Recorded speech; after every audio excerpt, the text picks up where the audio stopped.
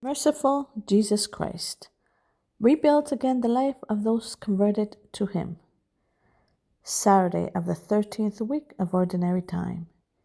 This talk and meditation is prepared by Father Jeremy Habyarimana. First reading. I will bring the captives of Israel back and plant them in their field. Reading the prophecy of Amos 9:11 through 15. Thus says the Lord, on that day I will raise up the fallen hut of David. I will wall up its breaches, raise up its ruins, and rebuild it as in the old days, that they may conquer what is left of Edom, and all the nation that shall bear my name. Say I, the Lord, who will do this. Yes, days are coming, says the Lord, when the plowman shall overtake the reaper, and the vintager him who sows the seed. The juice of grapes shall drip down the mountains, and all the hills shall run with it. I will bring about the restoration of my people Israel. They shall rebuild and inhabit their ruined cities, plant vineyards and drink the wine, set out gardens and eat the fruits. I will plant them upon their own ground. Never again shall they be plucked from the land I have given them. Say I, the Lord, your God. The word of the Lord.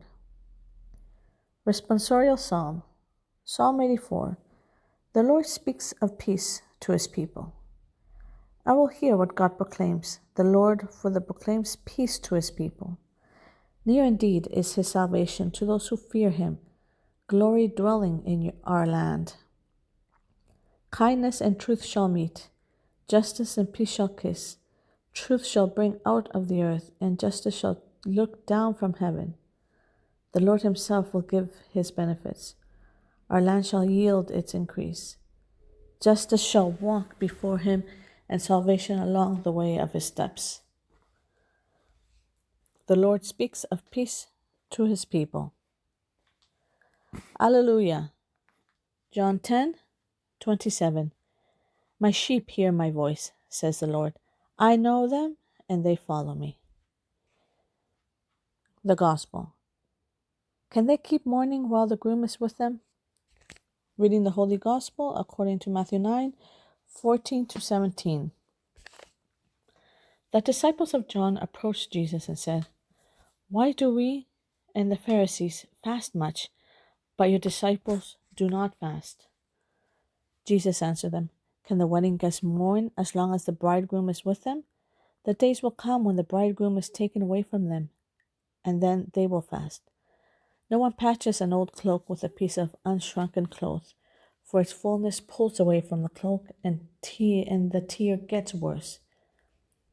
People do not put new wine into old wineskins. Otherwise, the skins burst, the wine spills out, and the skins are ruined. Rather, they pour the new wine into fresh wineskins, and both are preserved. The Gospel of the Lord. Dear brothers, Jesus Christ once again appears before us full of love and mercy through his word. He wants to convert us, build us again, resurrect us. Yes, Jesus Christ comes to us to fill us with his merciful love. That mercy of Jesus Christ has creative, renewing strength and comes out of his heart and love with us. It builds and renews all that sin, evil, and death have destroyed in every person. When Jesus Christ finds to the wounded, destroyed, collapsed human person, recreates it again with his infinite mercy. It may seem incredible to us, but it's true. Today my story can change. My life can have a new meaning. Even if I'm dead, I can be resurrected. If I'm sick, I can heal. It's destroyed. If destroyed, can be rebuilt. We only need to receive Jesus Christ with faith and trust, merciful and rest in his love and his redeeming arms. Today Jesus Christ comes to find me. Am I going to open him up? Will I let him touch all my wounds to bring me back to life? Jesus Christ wants us today to convince, seduce through his word. Can we hear his voice now? My brother, All your past sins are nothing before my eyes. I recess you again. The mercy of Jesus Christ is infinite, unlimited in time and space, so He also has power over your past. It can heal all the wounds that those experiences left in your soul. It can build you up again, even on the past hidden in your heart for fear of confronting it. It can reach the most unconscious corner of your soul to heal you, to bring your life back for the power of His death and His resurrection, for His precious blood shed with the water that came out of His side. Jesus Christ has all power over our destroyed life. We must believe it. And that can be done with one person, with an entire country, or with the whole universe, because He is the King of the world, the King of Kings. You have to have faith. That's why I dare ask you, please, to believe it, brothers. Jesus Christ is the Lord. He has power over your wounds, over your history. It can radically change your susceptible, irascible, violent character. Everything can be done by filling you with His merciful love.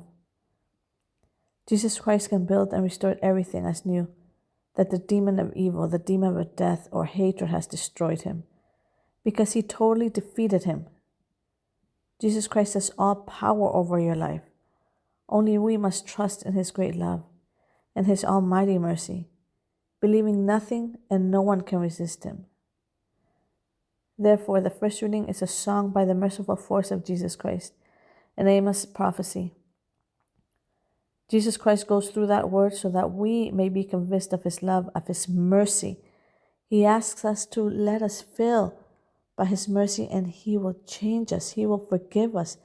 There's no disaster of our lives that is greater than the strength of His healing mercy and reconstructor. Jesus Christ presents Himself today to change not only our spiritual and physiological life, it can also cure diseases. Physical life. It's our faith. It is the faith of the church in which we believe. However, the most important thing for us is to sanctify ourselves. And sometimes Jesus Christ also builds that body, heals them miraculously, to show the world that only He is the healer perfect. Jesus Christ can heal our inner void, all our misery, if we allow it, because we can't do anything if we don't agree for our freedom. That's why we always invite us to accept His healing hand in our lives and that of the people we care about. Some people believe that there are terrible things Jesus Christ cannot forgive. They're absolutely wrong. All that Jesus Christ forgives and heal those wounds, the aftermath you left with the pain. You have to believe that does in our own lives and in the lives of others. Who are we to doubt His love, to limit the mercy of Jesus Christ? Jesus Christ is the Lord. Blessed are those who let Him touch His whole life to heal it and build it again. If you want Jesus Christ to convert you, ask Him for a total conversion.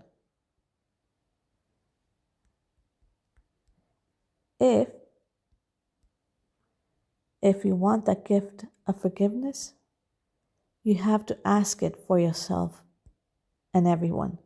Because sometimes we want to forgive, some yes and not others. Or we ask becomes something concrete but not another. So it happened to Saint Augustine. I knew I had to give up lust. And when I prayed, I would say to the Lord, I will do it soon. Give me more time. He began to have faith, believing that he could convert, but had not yet loved Him until he let himself be taken totally by His love for His mercy. He loved a few things more than Jesus Christ, but sometimes he felt that he had to ask to heal himself and said, give me chastity, but not yet. That still does not limit Jesus Christ. I want to forgive those people, but not that one. That can't be. We must let Jesus Christ in completely, wanting to heal our whole life, not half of it. That's what the gospel says today. No one patches cloth without soaking to a past mantle, because the piece pulls the mantle and leaves a worse broken one.